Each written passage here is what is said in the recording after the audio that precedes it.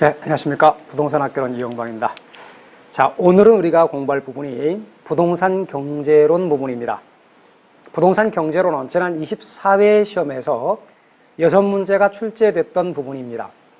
그 중에서도 부동산 수요 공급 이론을 위주로 해서 공부하도록 하겠습니다.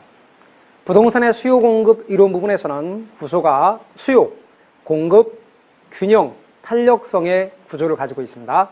이 부분에 대해서 오늘 이제 설명하는 부분들은 지난 기초 강좌 때 기본적인 이야기를 했던 것들입니다. 그런데 오늘 바로 이제 그 기본적인 이야기를 다시 반복하지는 않고요.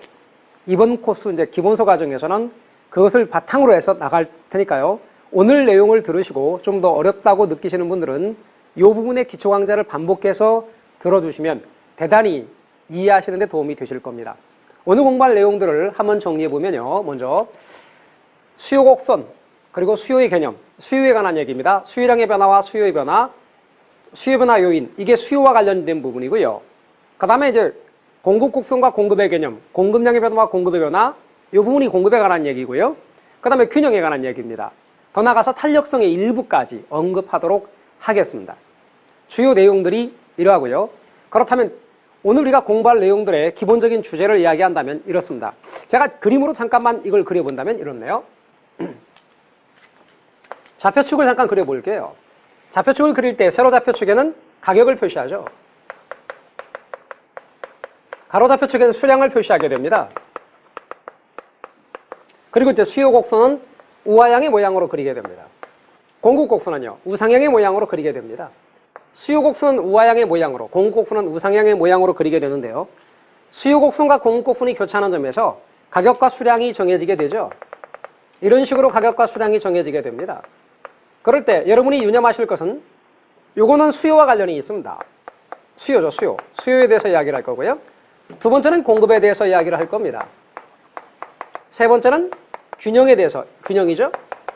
균형점입니다. 균형에 대해서 이야기를 할 겁니다. 이 점을 균형이라 이렇게 얘기하죠. 균형에 대해서 이야기할 거고요. 네 번째가 이제 탄력성에 대해서 이야기를 해야 됩니다. 그래서 순서가 수요, 공급, 균형, 탄력성, 이렇게 이야기를 하게 됩니다.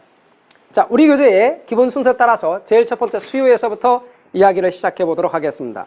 우리 책 66페이지를 보아주시기 바랍니다. 수요입니다.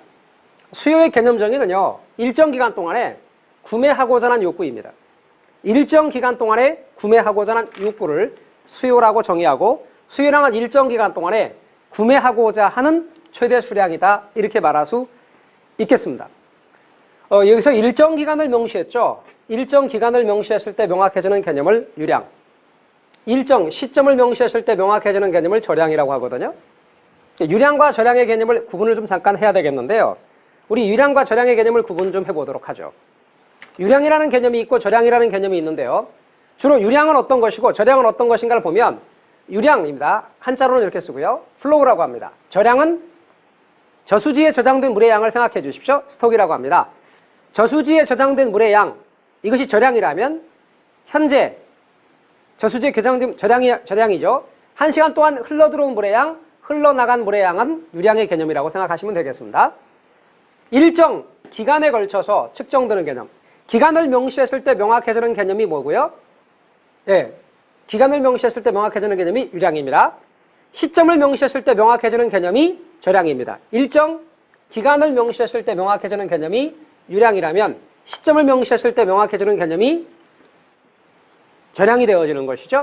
유량이라고 하는 것은 신규, 분양, 새것, 주로 신규, 분양, 새것과 관련이 있습니다. 시간 걸리는 것들. 반면에 시점을 명시했을 때 명확해지는 개념으로는 기존, 중고, 헌것, 이런 것들은 저량 개념입니다. 그래서 여러분이 유념하실 것이 시간 걸리는 건 유량의 개념이고 한 시점을 명시했을 때 명확해지는 개념이 저량 개념이다 라고 생각해 주십시오. 일정 기간 동안 하루 동안 번 돈이나 일주일 동안 번 돈이나 한 달 동안 번 돈, 이런 개념이 소득이나 수익이나 수입이란 말로 씁니다. 순영업 소득이나 순수익이나 기업의 단기 순수익 혹은 이익이란 말도 역시 마찬가지입니다. 임대료 수입이나 지대 수입, 유량 개념입니다. 생산량 시간 걸리겠죠? 유량입니다. 거래량도 시간 걸립니다.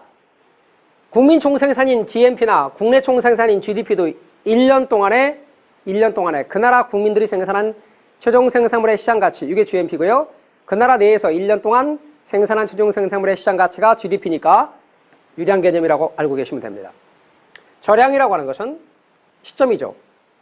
인구, 서울시 인구, 도시 인구는 저량입니다.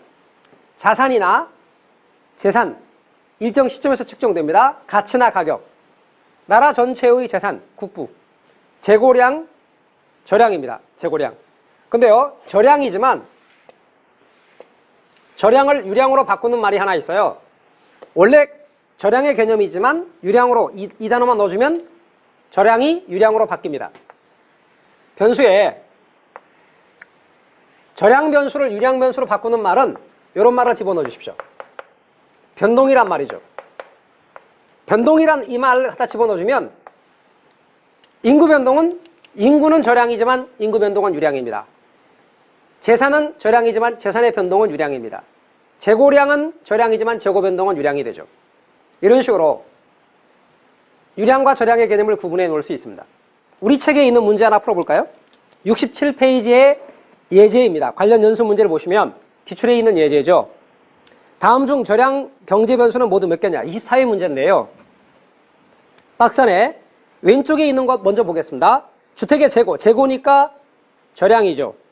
가계 자산은 저량이죠. 왼쪽에 인구 저량입니다. 왼쪽 거 다 저량입니다. 오른쪽은 임대료 수입 유량이죠. 근로자의 임금이나 소득이나 급여나 이런 것들은 전부 다 유량이죠. 신규주택 공급량, 신규는 유량입니다. 따라서 오른쪽 건 유량이죠. 저량 모두 몇 개냐? 왼쪽에 있는 3개입니다. 따라서 2번이 정답이죠. 이런 식으로 금방 유량과 저량의 경우를 구분하실 수 있습니다. 따라서 여러분께서는 유량이라는 것의 의미와 저량의 의미를 잘 체킹하고 정리를 해 주시기를 바랍니다. 개념만 이해하시면 이 내용들은 금방 잡으실 수가 있는 내용들이죠. 우리는 이제 어떤 것에 대해서 이야기할 거냐면요. 다시 수요의 개념으로 돌아와서 일정 기간을 명시했을 때 명확해지는 개념이 유량이라고 그랬습니다. 그런데 구매했어요? 아직 안 했어요? 아직 안 했죠. 구매하려고 의도된 양이죠. 구매하고자 하는 의도된 양입니다. 그러니까 구매하고자 의도된 양. 그런 의미에서 의도된 양은 사전적 개념입니다. 그래서 사전적 개념이지 사후적 개념이 아니다라고 하는 것에 주목하시기 바랍니다. 의도된 양이다. 사전적 개념이다. 그래서 수요의 개념 정의는 의도된 양이고 사전적 개념이다. 사후적 개념이 아니다. 따라서 여기서 여러분이 유념할 것은 살 의사를 가리킨다는 것을 잊지 마십시오. 살 의사를 말하는 것이지 실제로 구매한 양이 아니다. 세 번째는 구매력이 뒷받침된 수요입니다. 구매력이 뒷받침된 수요를 뭐라고 말한다? 유효 수요라 그럽니다. 여기서 구매력이 뒷받침되어 있다는 말은 살 능력이 있다 그런 뜻입니다. 살 능력이 뒷받침된 이란 뜻입니다. 그리고 이것을 우리는 유효 수요라 그러죠. 구매력이 뒷받침된 수요, 유효 수요. 여기서 구매력이란 말은 소득에서 세금을 빼고 마음대로 쓸 수 있는 돈입니다. 여러분 소득에서 세금을 빼고 마음대로 쓸 수 있는 돈이 가처분 소득인데요. 가처분 소득이란 말이 일본에서 쓰는 표현이라 해서 한국은행에서는 이것을 처분 가능 소득이란 말로 바꿨습니다. 처분 가능 소득이라는 말로 바꿨습니다. 그래서 여러분께서 유념하실 것은 가처분 소득은 처분 가능 소득이다. 소득에서 세금을 빼고 마음대로 쓸 수 있는 돈이다. 이것이 뒷받침이 된 수요를 유효 수요라 한다. 그런데 살 능력이 있다면 유효 수요지만 살 능력이 없다면 잠재 수요라고 부른다는 것을 알아두십시오. 그래서 유효 수요와 잠재 수요인데 우리가 말하는 수요는 언제나 유효 수요를 가리킨다는 걸 알아두시죠. 그래서 일정 기간을 명시했을 때 명확해지는 개념은 유량이고 일정 시점을 명시한다면 저량이겠다. 수요는 의도된 양으로서 사전적 개념이지 사후적 개념이 아니다. 구매력이 뒷받침된 수요임이니까 얘는 유효 수요다. 이렇게 여러분이 정리를 해 주십시오. 유량과 저량에 대해서 이야기할까요? 아까 강조를 드렸던 유량과 저량의 경우는 수요는 유량의 개념도 있고 저량의 개념도 있다라고 하는 것을 한 번 더 강조를 하고요. 유량의 수요도 있지만 저량의 수요도 있다. 그거 한번 체킹해 놓으시고요. 그 다음에 수요 곡선으로 이제 자연스럽게 넘어갑시다. 우리 책의 67쪽에서부터 68쪽에